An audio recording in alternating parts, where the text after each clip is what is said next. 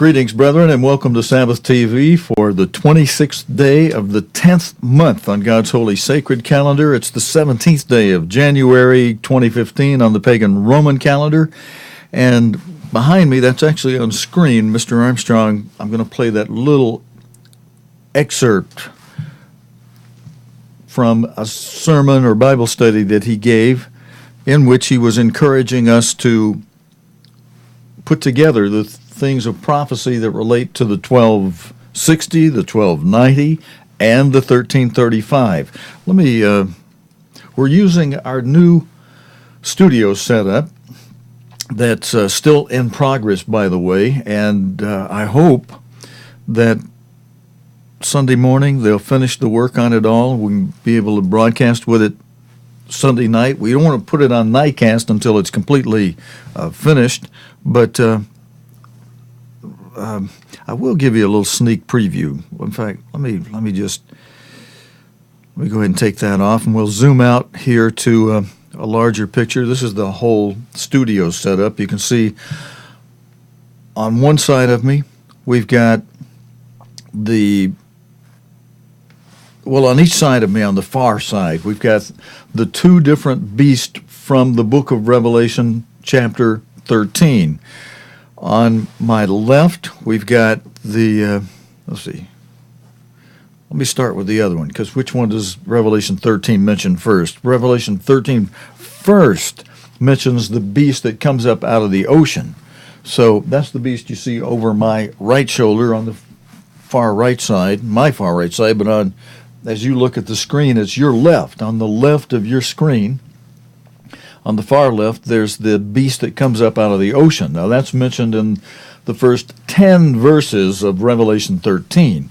Then, on this other side of me, the second beast that from the book of Revelation is mentioned.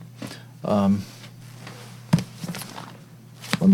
just read that, because that's a good thing to cover. I'll keep the shot out while I'm talking about those two beasts so you can see them. And let's just quickly go through those verses, and then Mr. Armstrong will comment. And then I've got an analysis from Thursday that we did not put in the archive. Only people who watch live will be able to see it on Nightcast. And I didn't put it in the archive because there's some licensing questions on some of the material, but I'm going to read it to you today, because on Sabbath TV we're more a private people in the church type channel, and it shouldn't be a problem. But on the Nightcast current daily news program, I have to be sure everything on that program is absolutely licensed, so we don't get knocked around and knocked off of different places where we put it that require licensing. But Revelation 13, beginning in the first verse, it says, "And I stood upon the sand of the sea, and saw a beast rise up out of the sea." And that's the beast that you're seeing over here, again on my right side, your left side of the screen, all the way to the left side of the screen. That beast rises up out of the sea. I think I've got a shot, if I can find it here, where we go... I've got a shot where we zoom in on the statue from the book of Revelation. I think I also have a close-up shot on that beast on the far wall. Yeah, I do. Let me come back out, and we'll zoom over to that beast on the far wall over there. Okay. Now, as I read these 10 verses, I'm going to leave that slide up on the screen. "And I stood upon the sand of the sea, and saw a beast rise up out of the sea." You can see underneath the beast and behind him, there's the ocean. "He rises up out of the sea, having 7 heads and 10 horns. 10 horns on one of those heads." Now you notice, I need to do some close-up shots on this. We'll work those out too. If you look on your left, there's a head of a lion. And that's like if we were looking at the statue of the great image from Daniel 2 that Daniel interpreted for the king Nebuchadnezzar.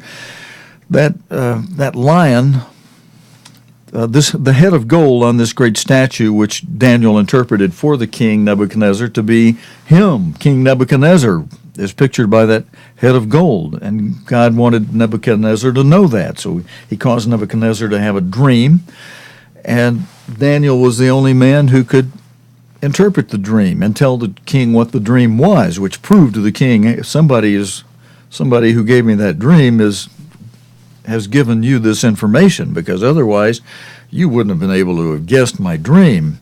If I'd have told you my dream, anybody could have made up an interpretation. But he knew Daniel was coming, as Daniel told him, I'm not interpreting this dream for you, O King Nebuchadnezzar. There's a God in heaven who created the heavens and the earth, who interprets dreams, and it's from him that you're getting this information. But that head of gold was the same as on this beast that comes up out of the sea, the first head of this beast that is pictured as a lion.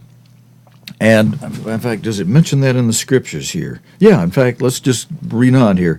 Having 7 heads and 10 horns, and upon his horns 10 crowns, and upon his heads the names of blasphemy. And verse 2, the beast which I saw was like unto a leopard. So you can see this beast that comes up out of the sea, the body of the beast, you can see it looks like a leopard, and his feet were as the feet of a bear.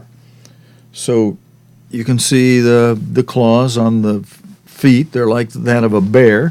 And that bear, you see a bear's head over there. Also, if you just go from the lion over to your right one, you see there's a bear's head on there. All of that corresponds to the breast and arms of silver on Daniel's great image, or the great image dream that Nebuchadnezzar had that Daniel interpreted.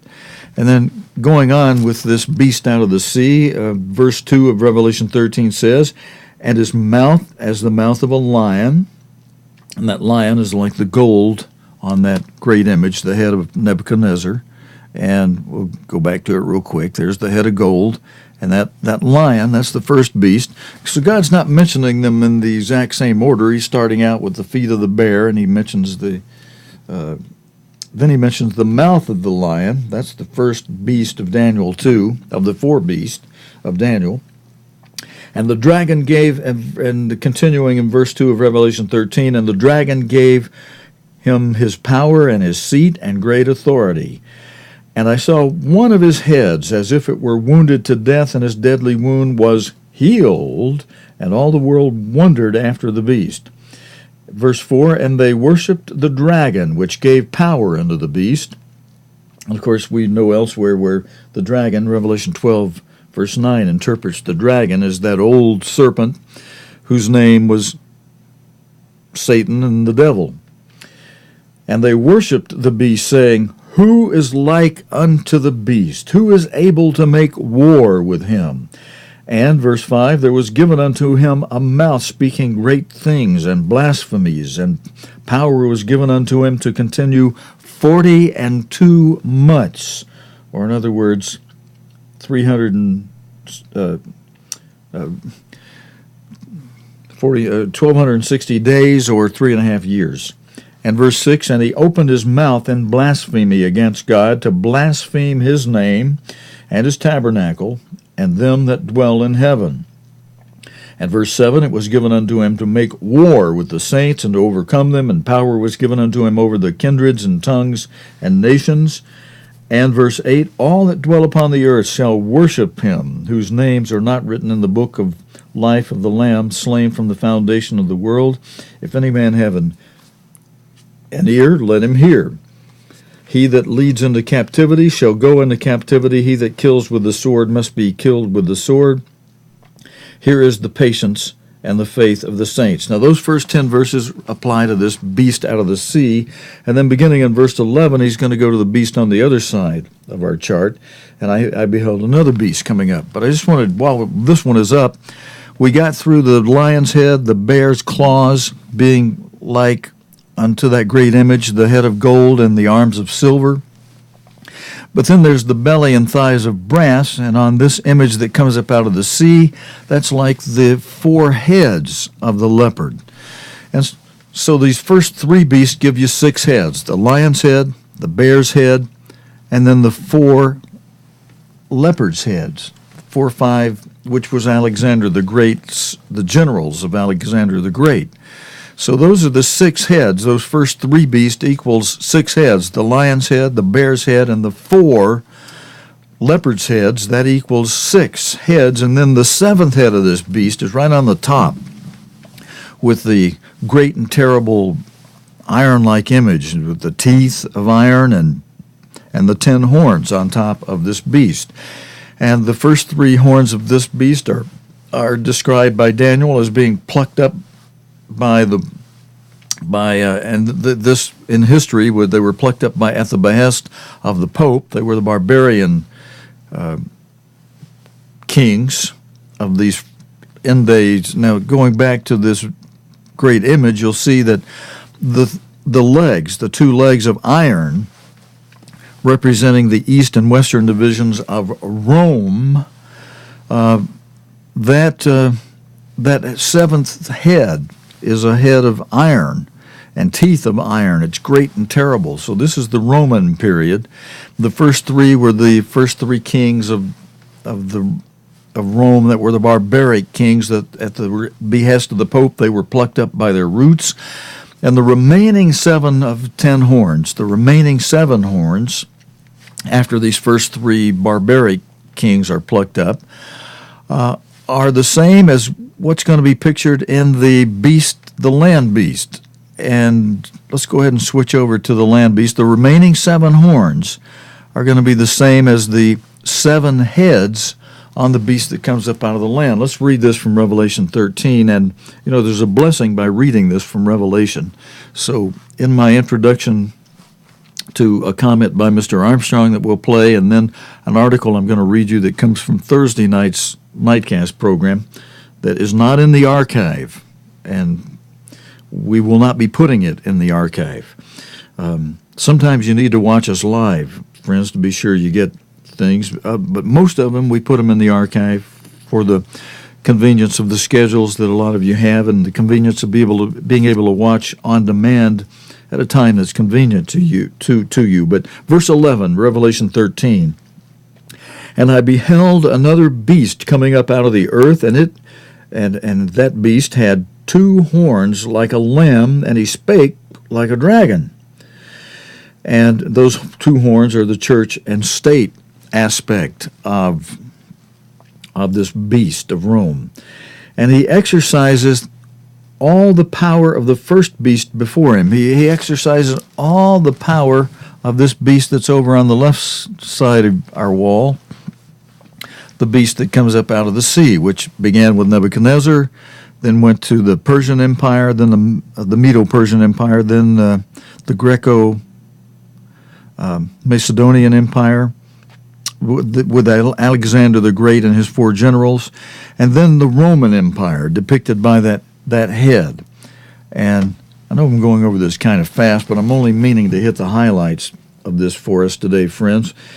And that beast, verse 12 of Revelation 13, exercises all the power of the first beast before him, and causes the earth and them which dwell therein to worship the first beast, whose deadly wound was healed. And he does great wonders, so that he makes fire come down from heaven on the earth in the sight of men, and deceives them that dwell on the earth by the means of these miracles which he had power to do in the sight of the beast, saying to them that dwell on the earth that they should make an image of church and government to the beast, the imperial model, which had the wound by a sword and did live. And I think, friends, that's all I really want to go into. We could read all of chapter 13, but I just wanted to cover why we have these 2 different beasts on the walls of our new studio setup, and that's because they're both the 2 beasts of Revelation 13, and the 7th horn of the remaining horns, which is actually the 10th horn on that 7th head of the beast that comes up out of the ocean. Let's go back over him real quick. The seventh horn of that beast, I've drawn some smoke or lines from these last remaining 7 horns to go up. I had originally, for my own study purposes, pasted the 2 beasts on one sheet of paper together, and I had the beast from out of the sea at the bottom, and then from the 7 horns on top of the 7 remaining horns on top of the 7th head of this beast from the sea, I connected those 7 horns to the 7 heads on this beast from the land of Revelation 13. You can see at the bottom, I've got the arrows still coming up there. Now, I've cut off the heads from where they were on the original drawing in the Revelation book, and I moved them over to the right side to make this 7th head real clear and to show you what I did with the horns on top. But you see, on the right side of this picture, there's, if you count them from the top right, there's 1, 2, 3, 4, 5, 6 heads, and then there's some arrows or lines or smoke that go down to 6 of those 7 remaining horns. And then the last of the horns from the beast that came up out of the sea, this beast over here, the 7th or the last horn, which I drew from the tallest and last horn. I drew a line up to the big head on this beast from the land, the one where you see the head on the left side of the screen, his mouth wide open, those big, huge, iron, terrible teeth. And where the book from Revelation had drawn horns on top of this beast that looked just like the horns on top of the beast from the sea. Now listen, don't anybody be offended that, Mr. Armstrong told us to make our own charts, and we could make our own drawings if we want to. And so, but I took the drawing that people that worked in publishing made for Mr. Armstrong, and I took the horns that looked just like the horns on this beast from the sea. These horns represent the first, right on the nose, that represents the first 3 kingdoms that were plucked up by their root of the Roman Empire, that were plucked up by their roots at the behest of the Pope, and then the remaining 7 horns that are mentioned in Revelation 13, those remaining, and Revelation 17, and in Daniel 2, and in Daniel 7, in parallel ways, they're all mentioned, but the remaining 7 horns are mentioned separately. And they line up with the 7, and they're mentioned separately because God wanted us to be able to line those up with the 7 heads that he mentions on this beast from the land in Revelation 13. And the last of those horns the lines up with that 7th head on this land beast. And so those horns on that ocean beast are those last 7, let's go back over there while I say this. Those last 7 of these horns, the first 5 of those last 7 horns are the 5 kings that are mentioned in Revelation 17, verse 10, right after it says there are 7 kings. Those 7 kings are the same as the remaining 7 horns on the 7th head of the 4th beast of this beast from the ocean, the beast from the sea, mentioned in the first part of Revelation 13. Now, if I'm going too fast, I'm sorry. I'll try to slow down and make this a little more clear. That last horn on this 7th head of this beast from the sea, and all of those last 7 horns, I was about to say this, these remaining 7 horns of the 10 on this 7th head, on this beast from the sea. These 10 horns, the first 3 are plucked up. The 7 that remain are the same as the 7 kings that are mentioned in Revelation 17, verse 10, where God says there are 7 kings. Then he says 5 are fallen. And then he says 1 is.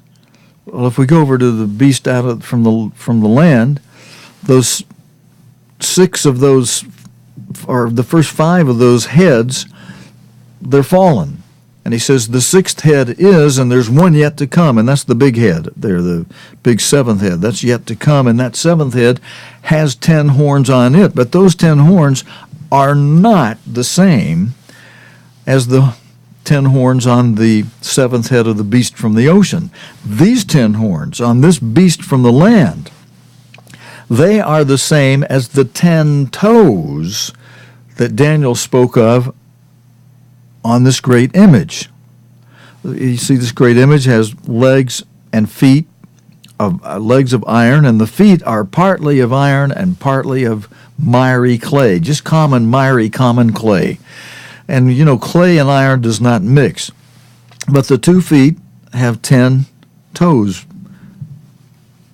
And, 5 toes on one foot and 5 on the other, meaning that the 10 kings that are represented by those 10 horns on the seventh beast, 5 of them are going to come from the east, 5 from the west. And they won't get along. Even the 5 from the east won't get along with one another, and the 5 from the west, even those from within those 2 categories, even when they're in their own range or areas, they just don't get along. And then east and west don't get along, and the 5 from the east don't get along, and the 5 from the west don't get along. That's what the partly iron and partly common clay means. And going back over here to this beast from the land, so there are those 10 horns. I got 5 of them colored one color off of one foot, and 5 of another color off the other foot, showing the east and the west. And then if I really wanted to make them, they would be partly iron and partly clay, like the toes, meaning even within their own groups, meaning they just, all together, they don't get along. And yet, God says, for 1 hour, for a short space of time, they're going to give their power to that beast, that unsightly head at the end, which indicates that this beast is a government of great power. It'll have, as Mr. Armstrong explained it, it'll have, let me come back out with you for just a moment, and then we'll go back in tight on it after I explain some things. I meant to come back. I meant to come here. Okay.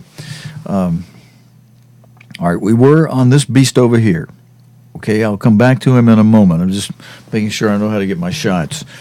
Mr. Armstrong explained to us that beast that represents the government will be strong and powerful, and for primarily 3 reasons.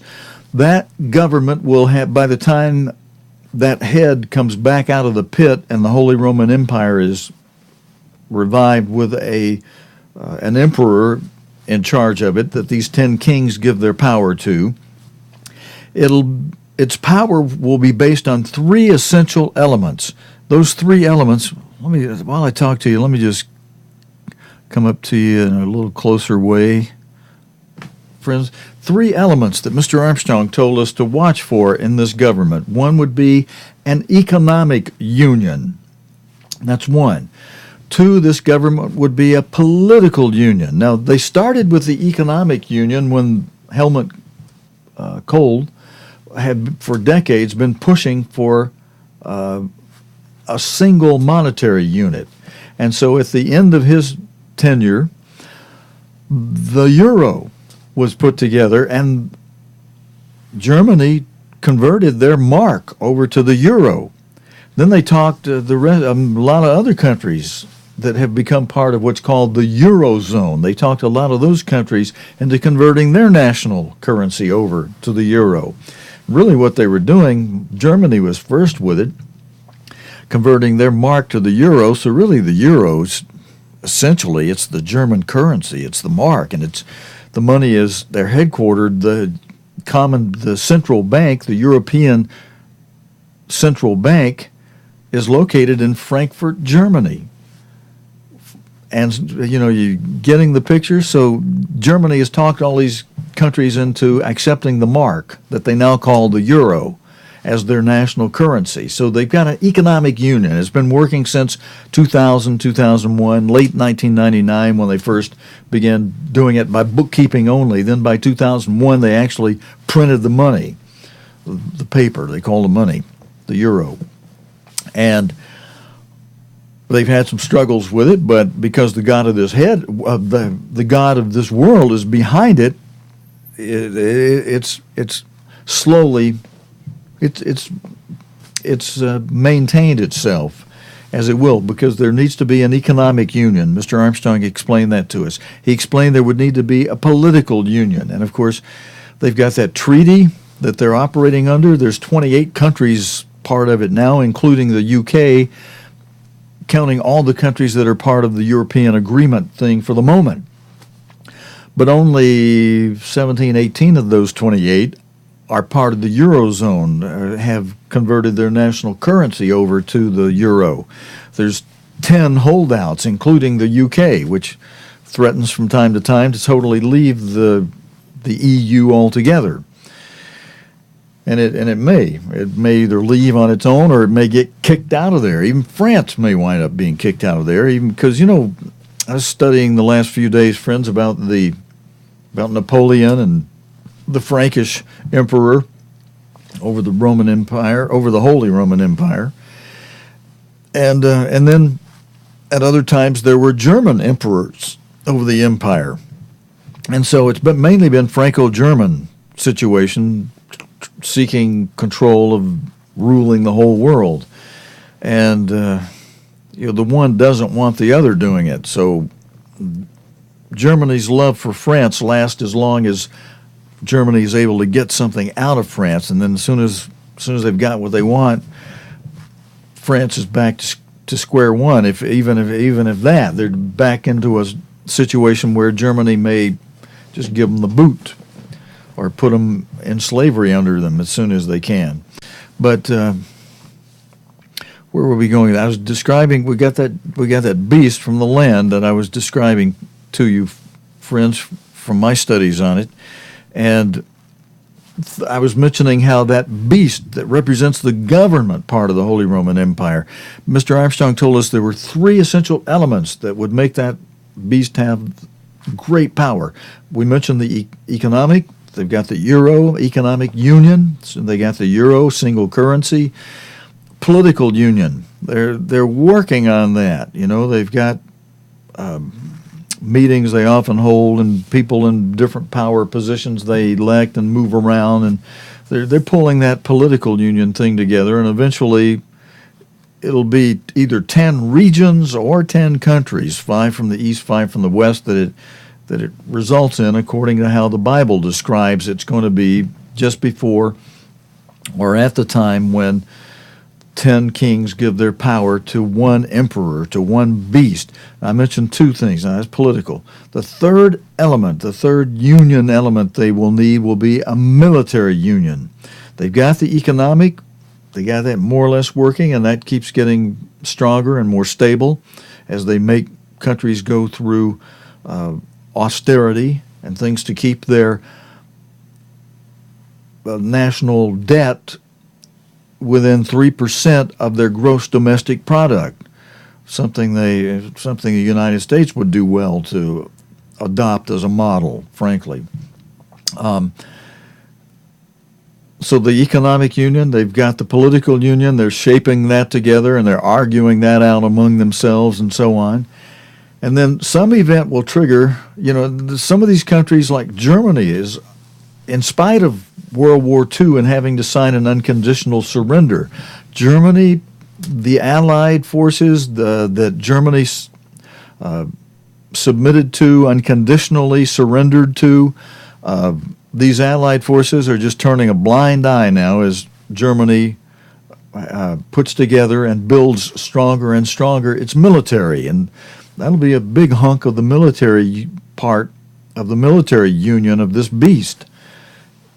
And the country that's got the most and the strongest military, stands the best chance of having the ruler come from their country.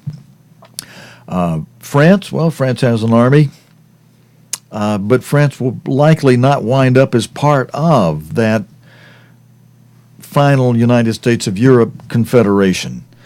So, and its army, and of course, if you look at Napoleon and what he did to Germany and what he did to Russia. Of course, Russia's not going to be part of the beast. Russia's going to be opposed to it, in fact.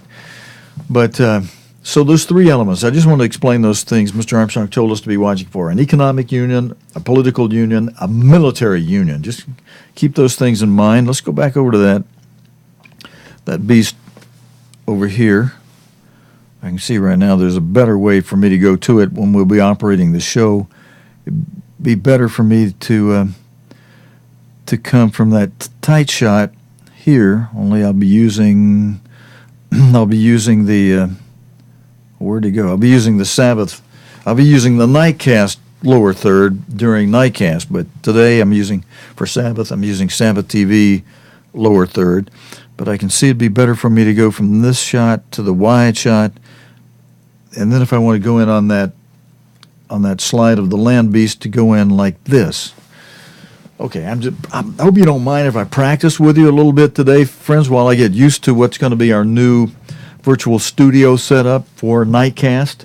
And I hope you can see it will allow me to quickly make some points while we're showing the day's current news, as long as I can get a good handle on all of it, on all of the camera shots and buttons and everything. Be nice if I had somebody operating all this for me while I just talk and say, hey, go here, and they go there for me. That'd be nice, but maybe God will provide that in the near future. But that beast, you see that big old head on the left side of this slide? That will be represent an economic union, a political union, and a military union with great power. And then if you go all the way over to the right, well, not all the way over, but if you go toward the right, follow the neck of this beast of the seventh head that's got those 10 horns on it. Just follow its neck up, and you'll see right behind it, hey, there's a woman back there in the saddle. A woman in a red dress. She's got a purple cape. She's got her hand held high with a gold cup full of a red substance, which is not wine, it's the blood. Her wine is the blood of the saints that she's martyred, caused to be martyred by announcing them anathema. And she doesn't do the martyring herself, she just announces them, she representing a great false religion, a worldwide false religion. And here on this show, we can say it openly, it represents the Vatican, the Catholic Church, the Pope. And at his word, at the pronouncing of someone as anathema, slide back down the neck, this great huge beast will torture them, and if they don't recant of what causes them to be pronounced anathema, he will put them to death. The beast will put them to death on behalf of that woman, the false prophet. All right, so that's what all that represents, and we've got that built into our new studio situation, friends, and then I've got two screens behind me that I can show things from. Now, on this one screen over here behind me at the moment, I've got a composite shot that I'm actually in the works of creating on those 12 screens that you see behind me, the small screens. I'm in the process of putting together the first 5 kings and the first 5 slots, the 5 kings that are fallen, starting with Justinian through Napoleon.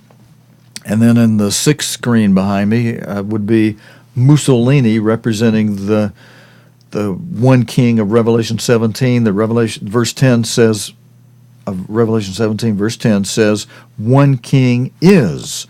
Now, Mussolini was that one king who is only from 1936 to 1945, while Mr. Armstrong was alive, proving that God's servant for these latter days is and was and is Mr. Armstrong, because God revealed that through Mr. Armstrong and no one else before him. He revealed it as it happened in 1936, when Mr. Armstrong was in his early 40s, mid-40s, 43 or 44 years old in 1936.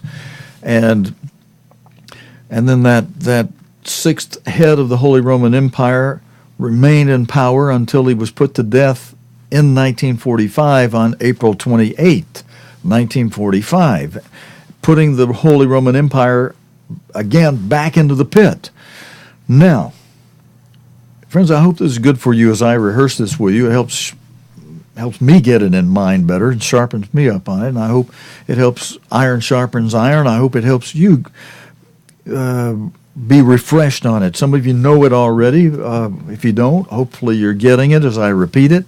And if you do know it, hopefully it's being refreshed in your mind and more current, because following the sixth head in Revelation 17, verse 10, Christ, in the vision to John, writing from the Isle of Patmos, told us that there's 7 kings, 5 are fallen, one is, that one is, again, was only is during 1936 to 1945, this verse, this prophecy, having been written for our day, for the day when Mr. Armstrong was in his prime, doing a coast-to-coast broadcast at the time in 1936, and announced that sixth head was Mussolini.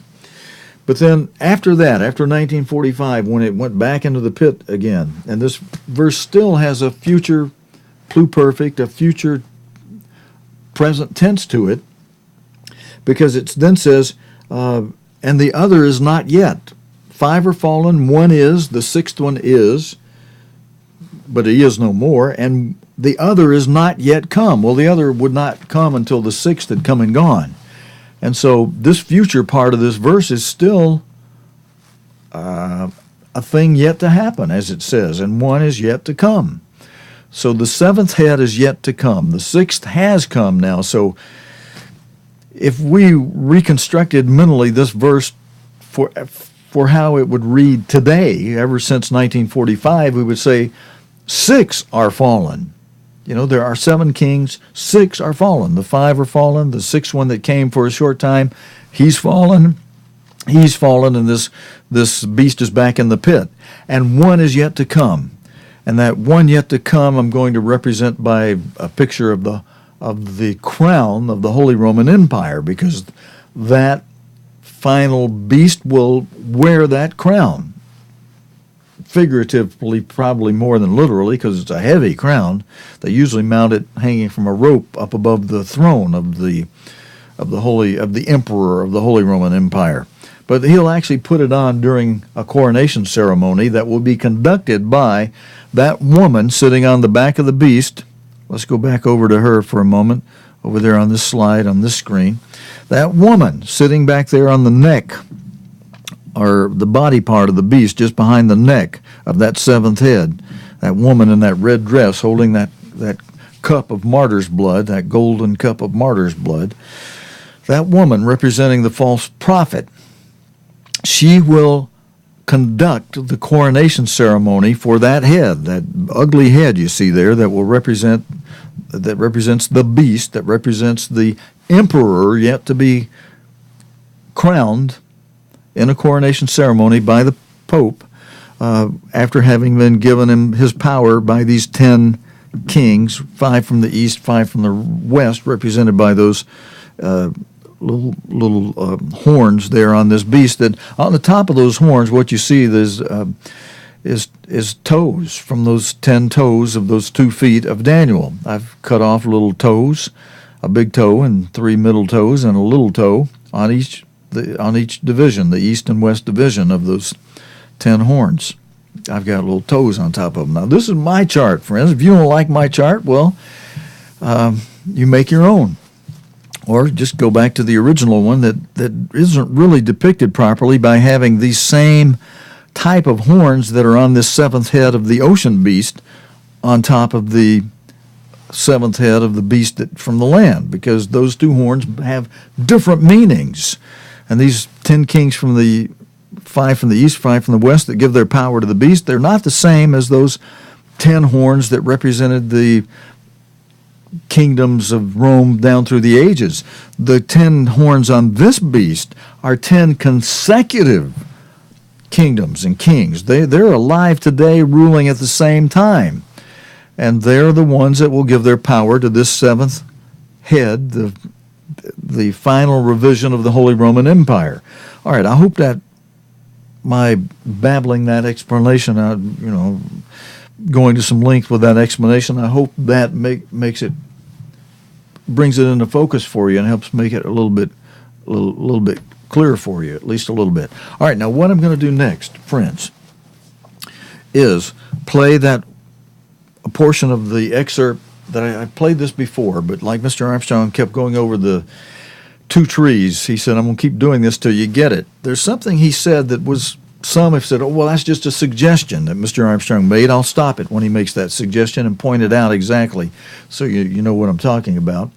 But you could say, yeah, it's a suggestion, but it's a good idea when someone is in the office that God put Mr. Armstrong in as the end-time servant for us, the end-time apostle of the sixth era of God's church, the Philadelphia era, with one era yet to come. It'll have a head over it, so it's not here till its head is revealed. It's not here, as Mr. Armstrong told us, until Philadelphia is taken to a place of safety. Friends, Philadelphia has not yet been taken to a place of safety. I mean, I plan on being part of that, and I hope you do too, and we're not there yet. So, and if once they get taken, there's a revision of that Holy Roman Empire. There's a new beast. An emperor's been crowned. World War III will be started. This country will have been laid, all of its cities and those of the UK and Canada will have been laid waste unless we all repent. And we all, I mean the whole nation, not just those who've been called. I mean, I'm talking about the whole nation repents. God is going to let the king of the north lay it waste, as described in Ezekiel's chapter 6, verse 6. Easy one to remember, 6:6. Ezekiel 6:6. All your cities shall be laid waste if you don't repent of disobeying your Creator. That's what God tells the nation, the tribes of Israel, for a prophecy for the end time.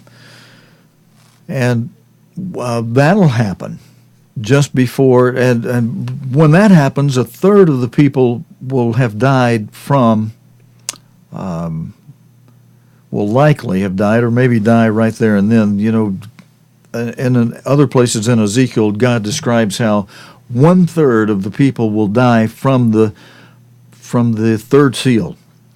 The third seal being famine. Well, actually, third and fourth seal. They'll die from famine, and disease epidemics will break out of the famine. So third and fourth seal, 1/3 of the people die. Then after Ezekiel 6:6 is affected, the cities are laid waste, 1/3 of the people will die. And that's called by dying by the sword. The remaining third will be taken captive.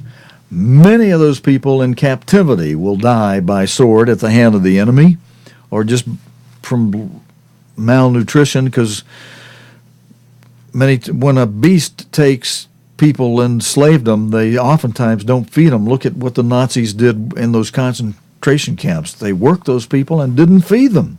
Oh yeah, once in a while they got a big pot of soup, but there wasn't one fat person among them. Most came out skin and bones, and even when they killed them, they were killing people that were just skin and bones from malnutrition. They don't feed you in those camps. Many people will die from malnutrition. Others, they'll just flat kill them, either in gas chambers or however they do it. And as it's shown to us in Ezekiel from the description of the few hairs that are left in the skirt, Mr. Armstrong's estimated that about 10% of the people will be left still alive to go on into the millennium. So that's the way all that works. All right, now I'm going to play this comment by Mr. Armstrong telling us what some have taken as a suggestion, and I was just trying to point out that even if it were only a suggestion, a wise person will take a suggestion from someone in authority in a position as such as God put Mr. Armstrong for our good. And so let's give a listen to that. Let's see, do I have that queued up and ready to play?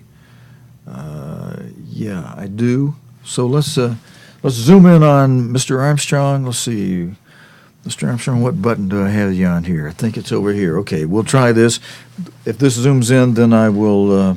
I got the volume up, ready to go, and I'll push the button that makes Mr. Armstrong play this comment.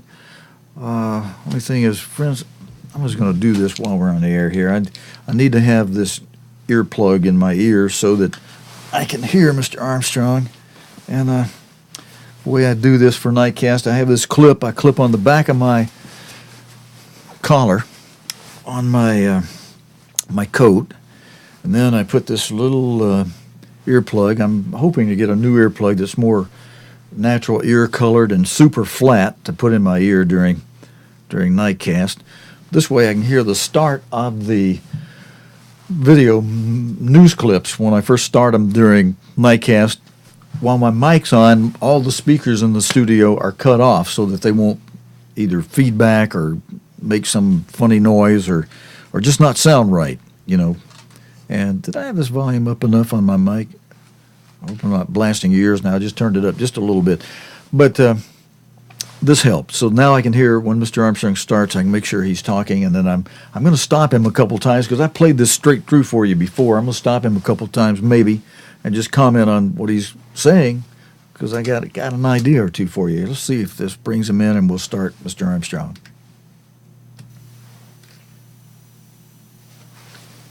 Now take what I've printed some weeks, 4, 5, 6 months ago now. I believe it was in the Worldwide News or in the Good News. And friends, I'm just going to pause him long enough to make this comment that you will remember, I think it was 2 weeks ago, that I played for you what he's referring to right now. He says, I believe it was in the Worldwide News or in the Good News. And he repeated what he said with more in both the Worldwide News and the Good News, and he wrote it up in the Pastor General's report, the PGR, and I read all three of those to you the first time I played this comment, this excerpt from his Bible study sermon that I played for you a couple weeks ago. So that is in the archive. And by the way, now, when I say the archive, if you go to our hosting service, you can see it there. Our website, cogtv.org, has been, our hosting company has been upgrading their system. And they've kept our web pages there as they exist, but I have not been able to make any changes to the web pages, which means our archive page is about 2 or 3 weeks now out of date. I haven't been able to go in there and put the links to where you can go find the archive material either on YouTube. Oh, but you could find it on YouTube. If you go to the YouTube channel where our Sabbath service videos are, look for a date 2 weeks ago. And that's the first time I played Mr. Armstrong all the way through, and I read what he's referring to when he says that he pointed these out, but I read not the ones that were already printed. I read the ones he printed after this talk where he included more about what he's saying. So just to let you know, that's in the archive. We have read that for you, and then let's go back and let Mr. Armstrong finish on that. I had the 1260, the 1290, and the 1335 days of Daniel 12. Put some of those things together. Put a lot of these things together. Now, friends, I'm going to just stop him again because right there, I want you to get the point that is what some of my friends have been saying. Well, Mr. Armstrong made a suggestion that we put these things together, put a lot of these things together. Well, I hope by just commenting on this to encourage you that it's a good idea to take that suggestion to heart and do what he suggested or instructed us to do. Put these things together that relate to the 1260, the 1290, the 1335, as he's about to comment next, especially as they relate to the coming Great Tribulation and all the things of prophecy that tie into the 1260, the 1290, the 1335. Let him say more on this, and then we'll consider that together, and then I'll read an analysis from the current news related to last Thursday night that I think would be good for you to hear. And of the Great Tribulation. And all of these prophecies, they're all beginning to come in and fit into a certain picture right now. We've never had them straightened out before. Friends, that is a really good point. And even today, if Mr. Armstrong were alive today, he might be saying, as some of us do from time to time, wow, as we watch the news, as we watch things like he's just saying. They're fitting together like never before. And that statement he made is even more true right now, today, than it was at the time he spoke this in 1980. Much more today than when he spoke it. And he said, we've never had these things straightened out before, is what he just commented, as God gave it to him for us just before Mr. Armstrong died. And, we're in an incredible delay right now, which some have taken all the way back to 1972, saying, wait, we're in a 40-year delay. Now, Christ has delayed his coming and has done so for our sake, primarily, to give us plenty of grace, plenty of time to repent, plenty of time to pull it together, with God's help, of course.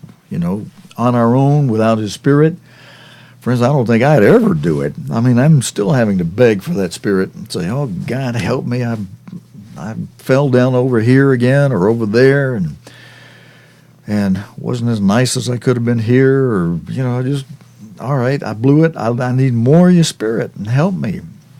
And then, so God's given us that. How much longer will he give it to us? I don't know. But the 1335, if Christ were to return in 2018, if he were to return on the day of trumpets, as we've seen in the past, things happen on holy days that they relate to. If God does it that way, according to the email I got from a friend who worked out all the numbers and many reasons why it's probably going to be 2018, so he said, although I'm not mentioning his name because even you got to, for one thing, he wants to stay low-key. He's got a few friends he shares these things with. He doesn't want his name put out there, and because he does allow for the fact that, look, these things just show how it could be. He's not saying definitely that it will be, but if it were going to be 2018, the time when the 1335 would need to start came and went 2 days ago. But of course, like you're going to hear Mr. Armstrong say, I think in this, either that or in the writing, in the things we read about that he referred us back to read. He said that we probably will not know when the 1335 begins. God probably won't let us know exactly when that time begins.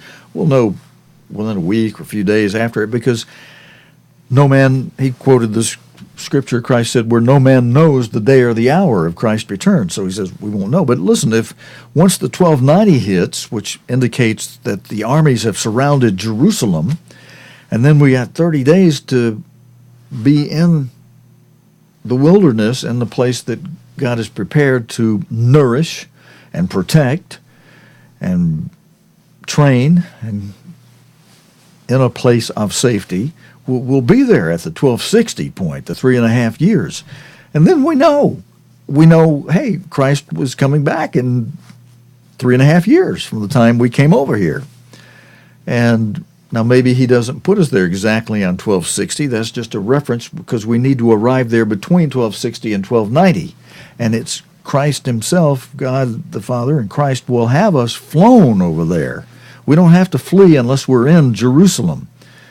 Then we hightail it up the mountain or down into the valley over across that waterway between Lake Tiberias and the Dead Sea, because that's the area described in Daniel 11, I think beginning in verse 41, I think it is, that triangulates where the place on the earth is that the king of the north, the beast power, isn't affected by his evil doings. Let's take a look at that real quick. Somebody probably say, hey, really, that's described where the place is? Yeah, it happens to be not exclusively Petra, but Petra is within this triangulation that Daniel describes. He says the king of the, let's look in verse 40 to get the flow to it. Daniel 11, verse 40, and at the time of the end shall the king of the south push at the king of the north, and the king of the north shall come against him like a whirlwind, with chariots and with horsemen and with many ships, and he shall enter into, the king of the north shall enter into the countries and shall overflow and pass over.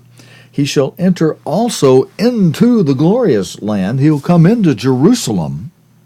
That's one reason why in the type of this prophecy where they were told if you're in Jerusalem, flee. They had to flee out of Jerusalem. He shall come into the glorious land, and many countries shall be overthrown, but, and here's the exception, these shall escape out of his hand, out of the king of the north, out of the power of the beast, even Edom and Moab and the chief of the children of Ammon, Jordan. So there's your triangulation, the area of Edom, Moab, and Ammon. And that's just east of that waterway that flows between Tiberias, they call it Lake Tiberias, it's salt water, and the Dead Sea, that long waterway there. Just east of that, that's where Edom and Moab and Ammon, all that area is. Big, long triangulation. All that area is an exception to where the beast will be trampling over people. And Petra is right in the middle of that.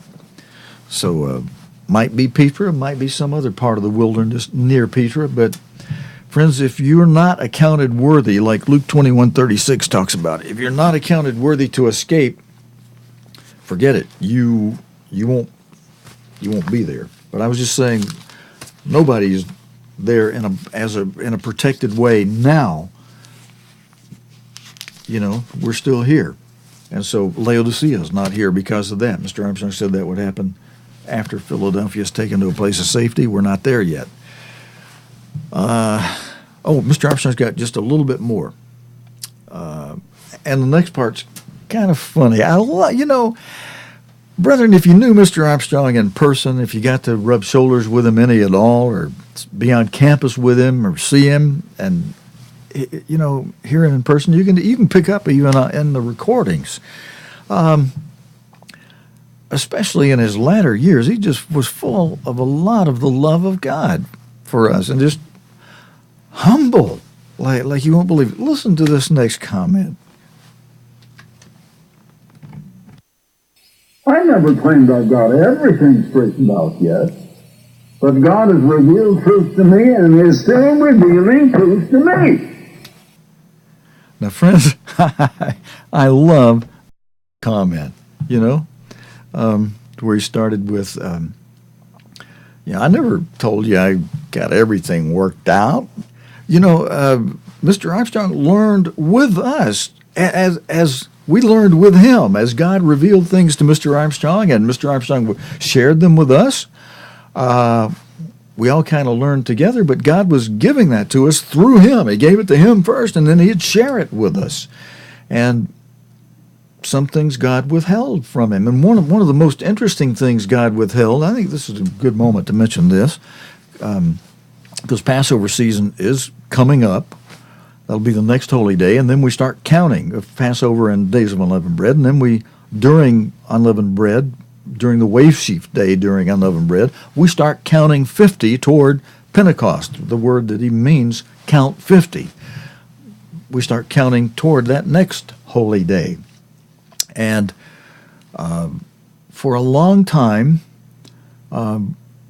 because of the way things were worded in the King James Version and in all available versions of the Bible from 1926 forward until the 70s, they all have that word from in verse 15 of Leviticus 23, which caused Mr. Armstrong to say, okay, we count from the morrow after the Sabbath during the days of unleavened bread, which that morrow after the Sabbath during unleavened bread happens to be the wave sheaf day. So we count from it, and as you look in verse 16, it talks about counting 50. So Mr. Armstrong said, well, we count 50 from that day, but that word from is not in the original Hebrew. And Mr. Armstrong argued English grammar as to that's why we would count inclusively, and he did carry that argument for 40 years until, in spite of who went to him and including one man who was made an evangelist, went to him about it. But Mr. Armstrong said, look, God revealed to me how we do this. And until God revealed to Mr. Armstrong, and God left that going 40 years, which is the number of trial and testing, until God revealed to Mr. Armstrong, hey, Mr. Armstrong, you need to counsel with a few people who are teachers of Hebrew that I'm going to open up to you, and reconsider the day on which you're holding Pentecost. Until God put that in Mr. Armstrong's mind that he needed to do that, and then he did that, and he found out, that morrow after the seventh Sabbath, the Hebrew word for that means Sabbath day, not week. There's a separate word, Shabuah, that means week, and if God wanted to say count 7 weeks, he would have said Shabuah instead of saying Shabbat. He said Shabbat in verse 16 of Leviticus 23, so he was saying same language as counting from the morrow after the first Sabbath. The next verse, verse 16, says count to the morrow after the 7th Sabbath, and number that as 50. So the morrow after the 7th Sabbath day is the first day of the week. And so God withheld that from Mr. Armstrong to be a test both for him and for us. And there were hundreds of people that blew the test. They have, no, Mr. Armstrong's wrong. Well, it wasn't Mr. Armstrong. It's God who reveals these things, and through him. And when God revealed to him, hey, you need to take another look at this, and here's the way it is. And then he said, brethren, we don't do things on our tradition. He's taught for years. He reminded us that, look, if our tradition proves to be wrong on something, we change. We don't just stay with it because, well, we've always done it this way, and that's our tradition. And he was good to his word. When God revealed to him it should be on the first day of the week instead of the second day of the week, on Sunday instead of Monday, he put the ketchup on his words from the past, and we changed. And I was there when he announced that, and I watched him go through the hour of it. I felt for him. And even though, brethren, I was already given to understand that, and I was keeping Sunday Pentecost for the 3 years before that, I was also keeping Monday Pentecost because God made that man the leader over us. And we're to obey our leader. There was nothing to say that I couldn't also keep it on Sunday, having the understanding early that the day after the 7th Sabbath is a Sunday, is the first day of the week. And I didn't have my job in television studio and teaching at Imperial. That was an off day, Sunday. So I didn't even have to ask a boss to let me off. I just didn't work that day, did extra study. Didn't know a couple or 3 other people were doing that, or maybe I'd have tried to get together with them, perhaps, if they would allow me to, on that day, and we'd just fellowship together. But I kept it myself on Sunday for 3 years before God reveals it to Mr. Armstrong, and he reveals it to the rest of us. But I also kept Monday with the rest of the church. And as I did so, I'm saying, look, that's our leader. We follow the leader God has put here. All the other truths have come through him, and there ain't nobody else to look to. You, as a human leader, you do what he says. Now, if you know something else, you better do it too. So I did both for 3 years. And even though I had a certain relief, and I'd been praying and asking God to reveal it through Mr. Armstrong, if my understanding was wrong, reveal it so I see it clearly. But as I thought I was seeing and understanding it, if that be correct, then reveal it to all the rest of us through Mr. Armstrong, which God did in 74. I was seeing it in 71.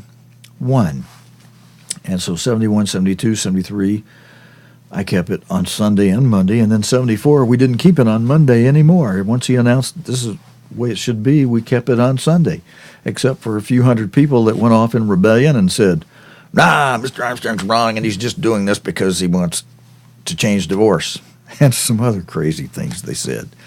Brethren, I tell you, It's nice, though. I've seen at least one person who's been able to reverse themselves out of that Monday thing when they took a good look at it. And when one person I explained how, look, you know, the people you're living with and have to live with and what have you, you may have to do like I did. You may have to keep, now that you understand it should be Sunday and you're in this situation with a bunch of Monday keepers, you know, just, they said they may still need to keep Monday. I said, well, fine, just be sure you're keeping Sunday, the day that you now understand it should be on. You know, just go with them people. But I'd tell them people, this ain't the right day, you know. They might listen to you. Anyway, friends, all right, Mr. Armstrong's got a little more, and then I want to read something to you, and then we're going to close off here. And it's about time a lot of us begin to wake up and realize that. Because if it's truth, you better get in on it. Amen. Mr. Armstrong, very well said, yes. Okay. If it's truth, you want to get in on it, absolutely. And I wish we would have stopped on that slide. Let's see, maybe I can back that up just a little bit. Actually, well, that's a good encouragement. I'm going to go next to Nightcast anyway, friends. That slide saying, watch the daily world news related to the Bible and prophecy live at 6 p.m. Pacific time, 7 Mountain, 8 p.m. Central, and 9 p.m. Eastern time. Or anytime on demand via World Watch TV. Now, we're still calling it Nightcast, but you can pick it up on a web page called worldwatch.tv. That's a easy, quick way to get to our broadcast page. And, in fact, that's how you can get to watching until we straighten out the archive on cogtv.org until the hosting service opens up the pages so we can start changing them again. Worldwatch.tv is a good way to be able to get to the hosting service for the live stream where the archives are easy to see there. Of course, they're easy to see on YouTube also, where we've been putting them. Friends, I'm going to change this over to a lower third that mentions Thursday night's broadcast date for Nightcast. Let's see. Yeah, there we go. Now, you know that today is Sabbath. Those of you watching live especially, or watching from the Sabbath archive, you know it's Sabbath, the 17th day of January 2015 on the pagan Roman calendar. It's the 26th day of the 10th month, which I always like to comment on that, just to keep myself and everybody else aware of when the next feast day is. Not a holy day, but it is a feast day in Leviticus 23, Passover. Passover being the 14th day of the first month on God's calendar. This being now the 26th day of the 10th month means we got a few more days to go before the 10th month is over. Then we've got all of the 11th month, and all of the 12th month, and then 14 days into the first month. That's where the next feast day comes up. A good 2.5 months away from now. So just so you're mentally aware of when the next feast is. 2.5 months. You got 2.5 months to be examining yourselves, putting sin out, and being sure that you do the examination so that, and we should be doing that all year, really. But as you do the examination, you look back and say, hey, have I improved in overcoming this year over last year and the year before? Hopefully you can answer yes, and that's what we should be doing. All right, let's go back to that slide, the lower third that's got Nightcast reference, and then see what would be a good background for this article I want to read you.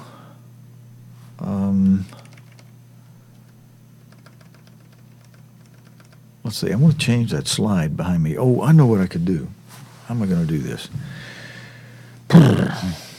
I've got a slide of Nightcast. Oops. Okay. Friends, I'm sorry about that. That's the introduction. That's the button for the introduction to Nightcast. Bear with me a moment. Let me do this. Let me go back out here. Let me give you this monster thing to look at for a second while I look over the buttons I need to push to try to get behind me what I'd like to have behind me. Okay, I see. I wanted to have that slide behind me, but it starts the intro to the show. Okay, now I see where I could do this. If you don't mind if I just ad-lib to you for a moment and change a couple screens over, check the date on this. Oh, perfect. This is not going to be the studio shot I'd like to have, but it will do the job for what I want to read next. Okay, so let's come to this studio shot here.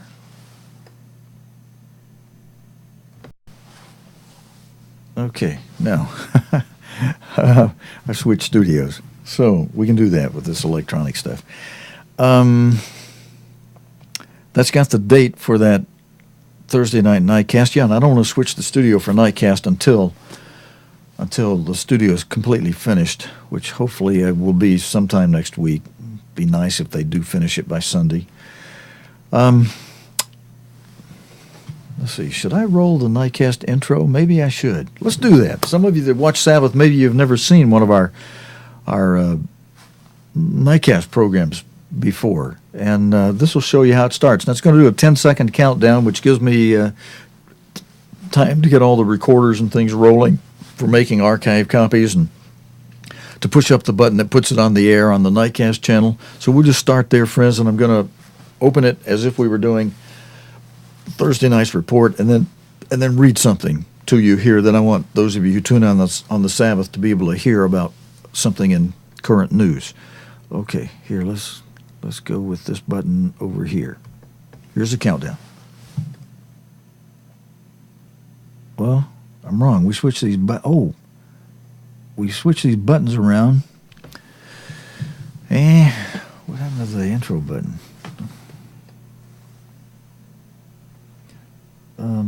I think it may be here. Let me try this. There we go.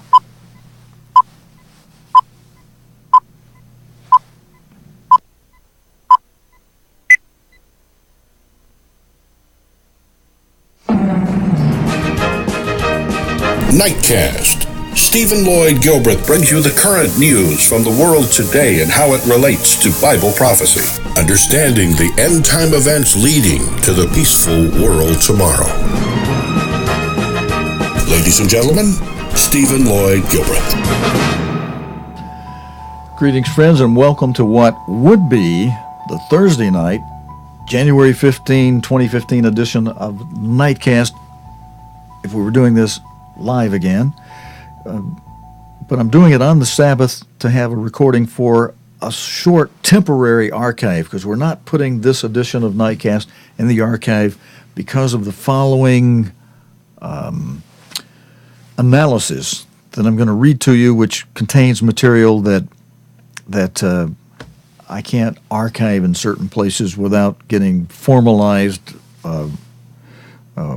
formalized licenses and so on. But this is an analysis I believe you'll find very good to see.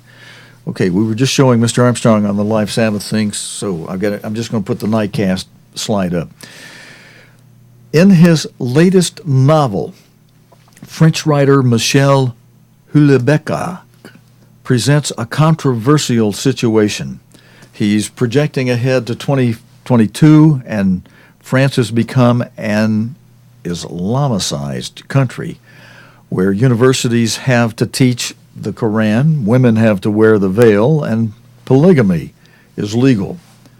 Now, some of you might like that latter part, but, better go off and join the Mormons if you like that. No, they don't even do that anymore. And Jesus Christ said, I meant from the beginning that you really only have one, so we'll keep that in mind. There's a joke I could tell you I just saw that was really good, but I'm not going to tell you that. We're just going to stay with this. The book which created a stir in France went on sale on January 7, and that was the day, friends, brethren, when a group of terrorists killed those 12 people at the headquarters of the French satirical magazine Charlie Hebdo.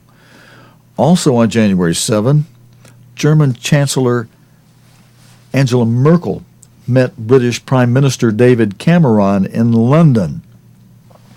Although the formal reason for the meeting between Merkel and Cameron was to discuss the upcoming G7 summit. In spite of that, the two leaders also discussed Cameron's proposals to limit migration in Europe. Finally, a much less publicized event took place in Germany that day on January 7.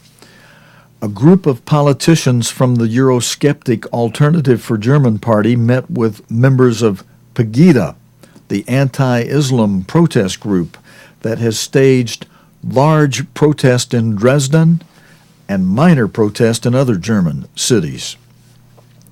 The date of these four episodes is only, according to the writer that I'm reading to you from, for instance, is only a coincidence. But he says the issues are not. A growing number of Europeans believe that people from other cultures are threatening their national identities and livelihoods. The emergence of Germany's Pegida movement, which opposes the Islamization of Germany, the terrorist attack in Paris, and the recent attacks against mosques in Sweden, they're against all those things. This puts the focus on Muslims.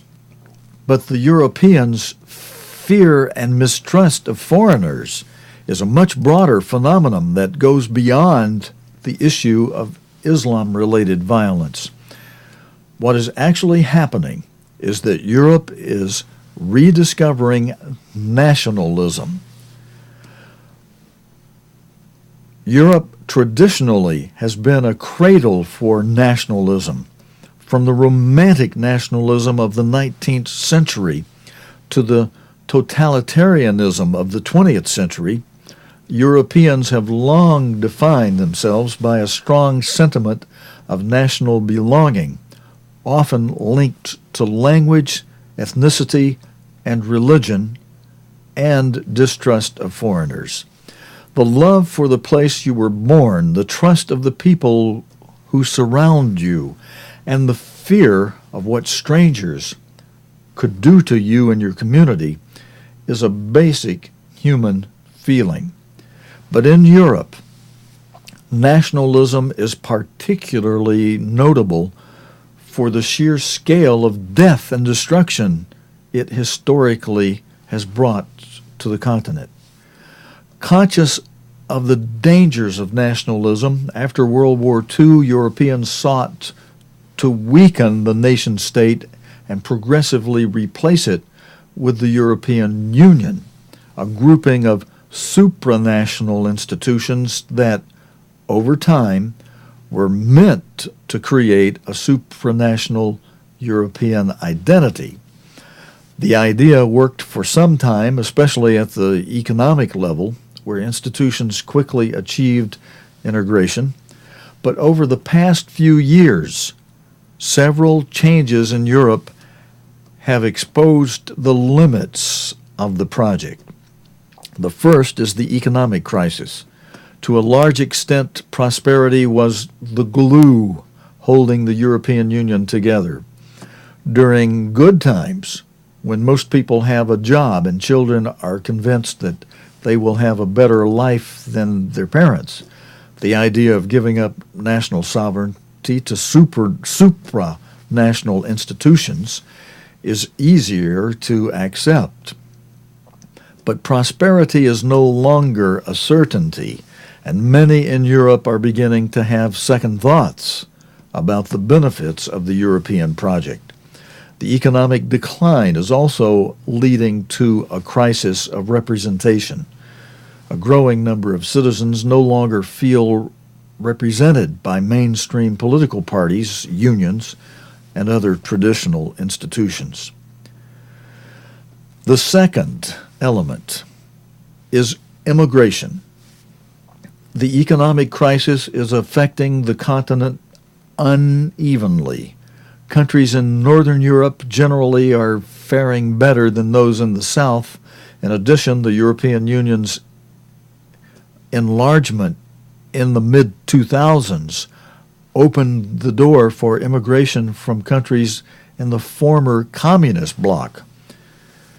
As a result, countries such as Germany, the United Kingdom, and the Netherlands are dealing with immigration from southern and eastern EU countries. Moreover, Europe's economic crisis coincides with a deepening of the chronic instability of the Middle East and the Levant. This instability has led to a refugee crisis in Europe as hundreds of thousands of asylum seekers arrive in Europe. Every year, they arrive every year, most of whom are Muslims. In times of economic hardship, people tend to look for simple answers to complex problems, and foreigners are usually the easiest target. It's not a coincidence that the Pegida protest emerged in Saxony, one of the German states with the lowest rates of immigration, but with some of the highest rates of unemployment. Ethnically and linguistically, areas that are cohesive in those two things, ethnically and linguistically cohesive areas tend to be less tolerant of people with a different cultural background. The third issue is integration. Most European governments operate under the idea that immigration could help the European Union mitigate the effects of their shrinking, aging populations. But many countries struggle to fully integrate the newly arrived. Encountering obstacles such as rigid citizenship laws and pervasive cultural barriers, many foreigners find it hard to feel at home in their new countries of residence. In some cases, this situation continues for generations. Youth unemployment, lack of opportunities, and social discrimination were some of the triggers of the French riots of 2005. A decade later, nothing much has changed in France in terms of integration, while the economic crisis has compounded some of the country's structural problems, and Islamist groups such as the Islamic State are successfully using social networks to attract Western European youth. European nationals returning home after receiving training in the Middle East perpetrated many of the recent terrorist attacks in Europe. Since the outbreak of civil war in Syria, more than 550 Islamists reportedly have left Germany to travel to the region. Slightly more than half of them held German citizenship. French media recently reported that some 400 French nationals are fighting in Syria. There's a vicious cycle of young men and women who feel disenfranchised and discriminated against, turning, which only fuels anti-immigration and anti-Islam rhetoric. Western European governments are under considerable stress. They have to deal with immigration from less developed EU nations while trying to assimilate the asylum seekers that arrive from the Mediterranean. Simultaneously, they face the emergence of anti-immigration parties from the National Front in France to the UK Independence Party in the United Kingdom, and recurring terrorist attacks by nationals who received training in the Middle East. Many Western European countries have to deal with these problems alongside stagnating economies and pervasively high unemployment. The combination of economic malaise and resistance to immigration is seriously challenging the cohesion of the European Union. National and regional governments are questioning the Schengen Agreement, which eliminates border controls among most EU member states. In recent months, a debate erupted when the government of the German state of Bavaria accused the Italian government of allowing asylum seekers who, according to the EU norms, should have remained in Italy, to leave the country and request asylum somewhere else in the bloc. Rome demanded more solidarity among EU members in the reception of refugees. From Bavaria's point of view, the Schengen Agreement should be suspended.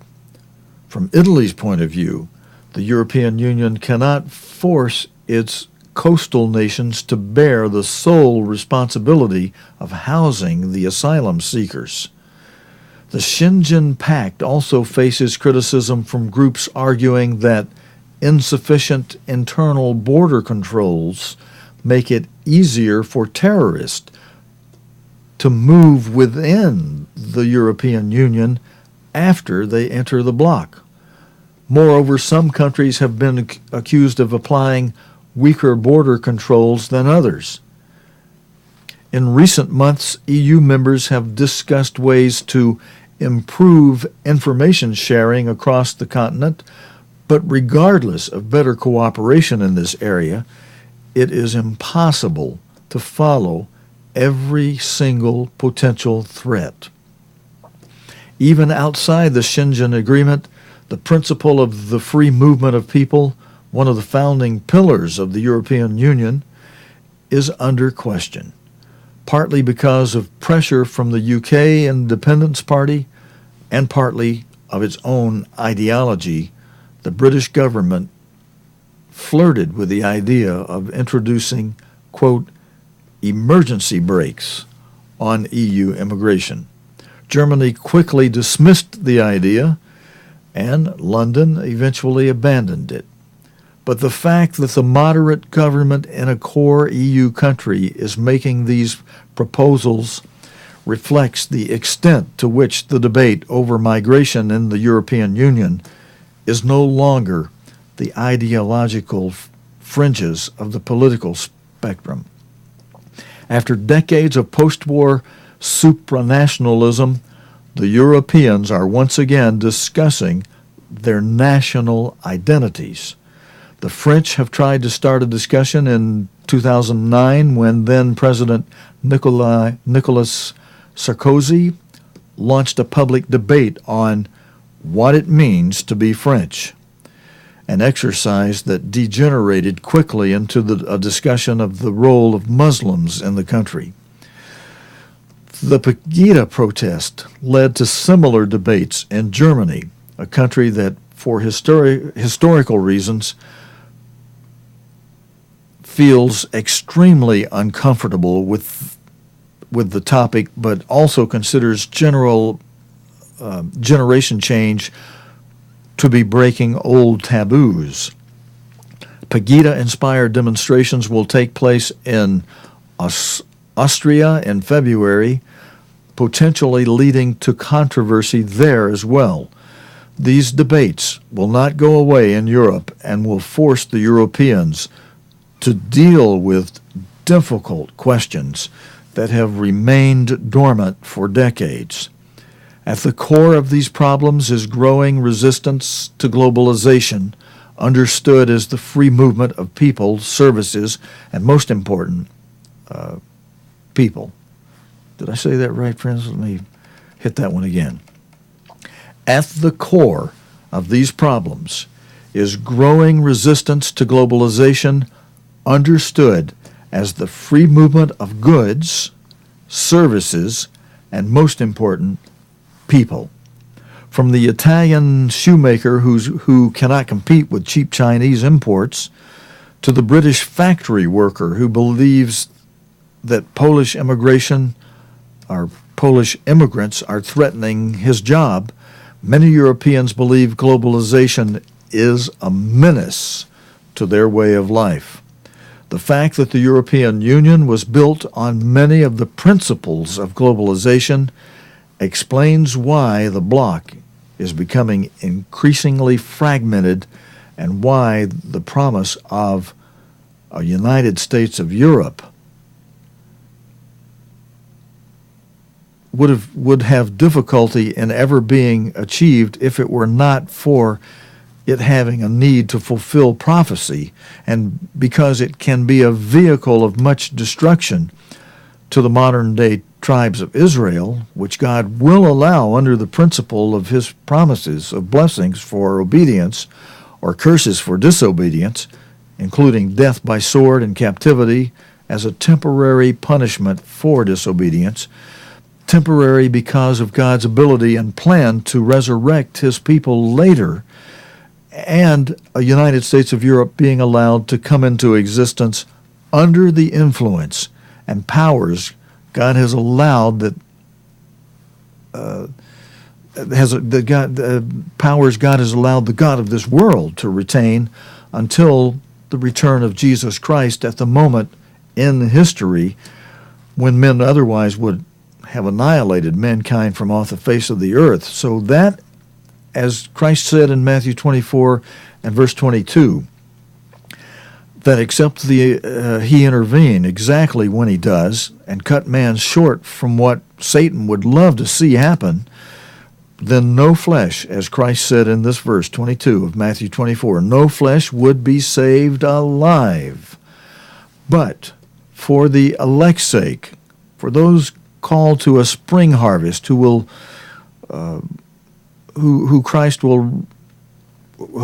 Christ will re-educate and retrain people in the ways of God as God ushers in through Christ and his wife the restoration of the kingdom of God on this earth.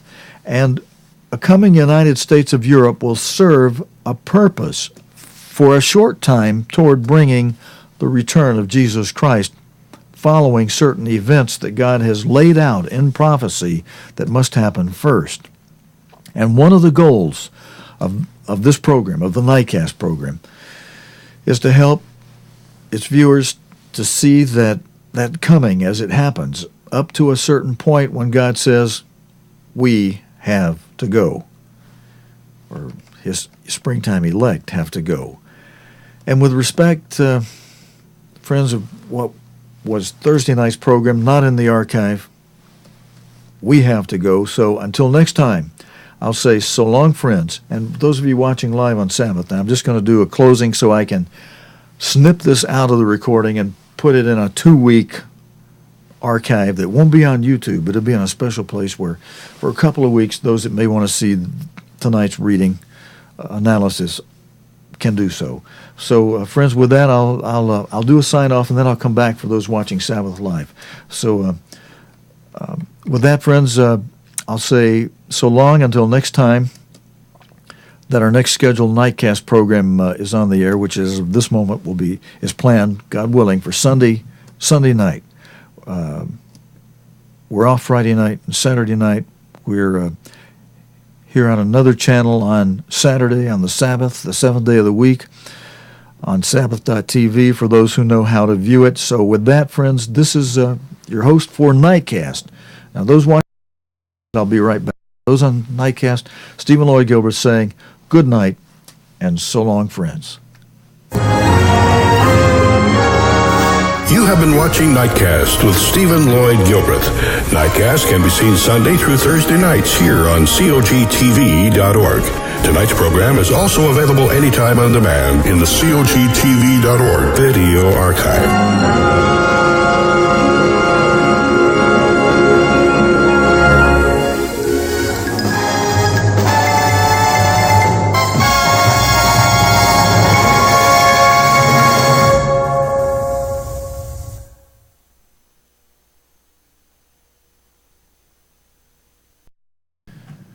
Okay, friends, I just wanted to make a recording that I don't have of that reading from that Nightcast news session that I could only do as a live broadcast. I can't put it in our usual Nightcast archives, but I will, like I mentioned a moment ago, I will stick it in a temporary place, and along with today's service, because I got it in today's service, I'll have to put it in a place that's only going to be available for, say, the next 2 weeks. And brethren, with that, actually, that's all I plan to do for you for today, and we've gone on long enough with what we've had here. I'm going to thank those of you who joined me for joining me, including I'll be seeing Sam later. We'll be watching this together. So, hey, hello, Sam.